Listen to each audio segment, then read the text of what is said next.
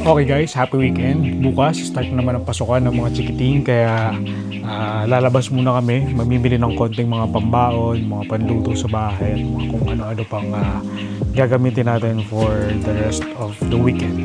And ang maganda, nakumbinsin na rin namin sa wakas yung Margo na magpagupit.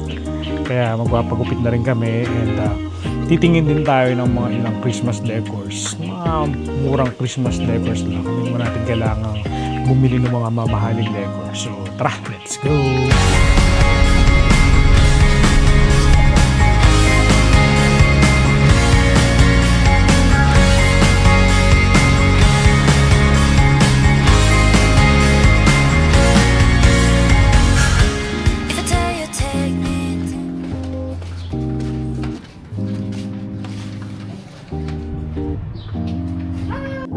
Kain daw muna tayo. Ano? Ano?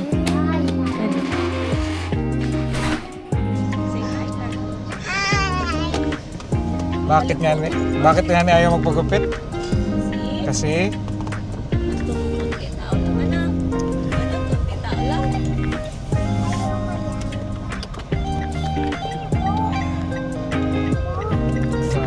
parking kasi tayo mami. So failed po yung ating pagpapagupit nung chikiting. Kaya dito tayo napunta sa Watson's.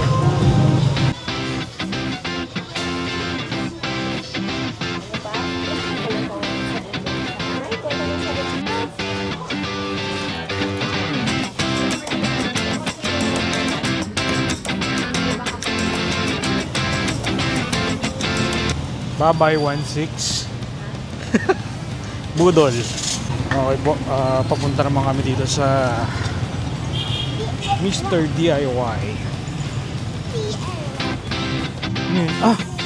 Tingin.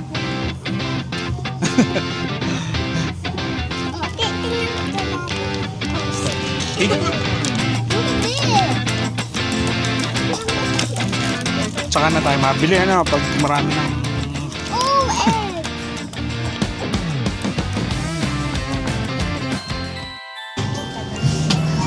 guys, ang gaganda ng mga Christmas decors dito sa Mr. DIY. Paskong Pasko na.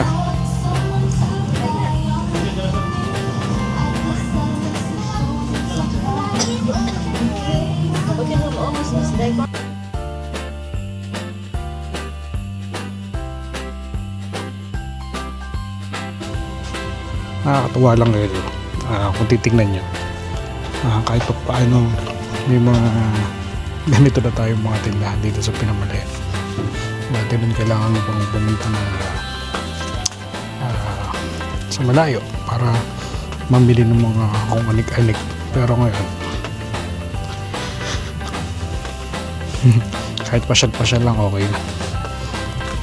Babalik na lang pag nagkapera ulit. Okay, tapos na po tayo dito sa DIY.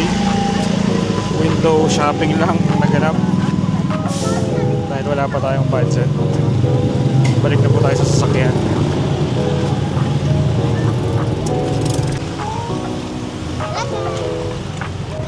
Okay guys, nandito tayo ngayon sa landmark ng Pinamalayan. Rainbow Landmark, o mas kilala bilang Rainbow Triangle.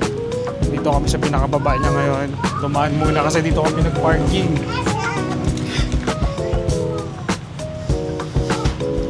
Ayan, dati pwedeng umakyat dito pero ngayon malak na. Pag bumisita po kayo dito sa Pinamalayan, pwede kayong dumaan dito.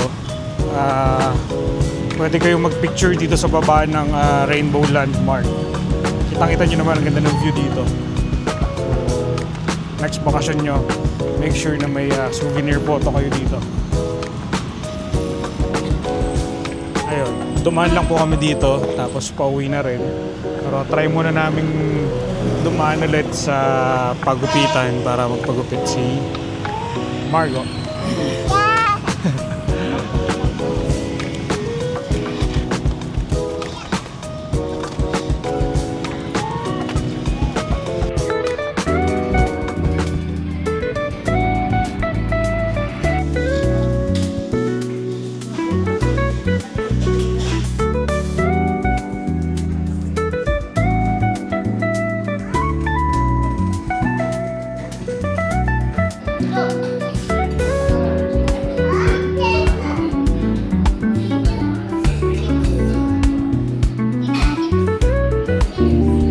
Okay, second attempt po.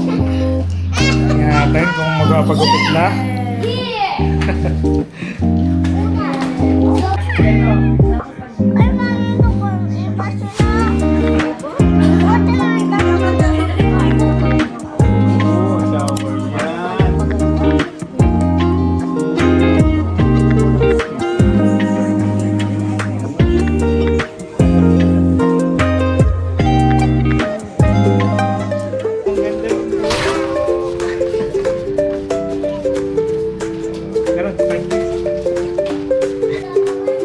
Okay, success. Success. Wow.